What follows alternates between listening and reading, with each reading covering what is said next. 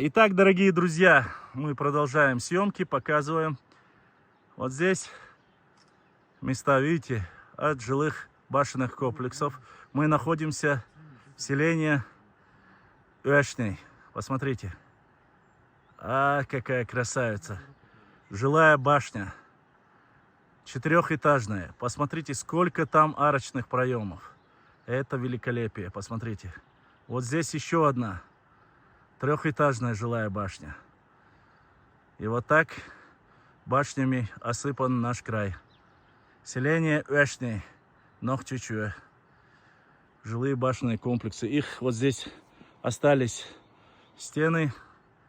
Возможно, среди них вот есть стены боевой башни. Вот. Вот так вот. Тут смотрите. Друзья, по информации, которая у нас есть и доступна, можете посмотреть. По информации, которую мы получили от Акбулатова, в селении Уэшни было 3 боевых башни. 3. Вот. Они были все взорваны царским офицером, генералом, да неважно кто он. Баженов взорвал эти башенные комплексы. 3 боевые башни. Жилые башни еще сохранились в очень хорошем состоянии.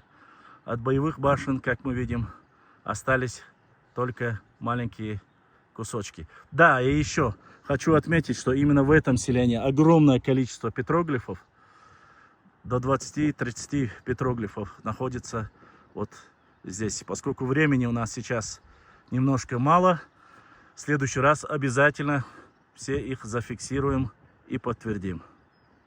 Вот, посмотрите.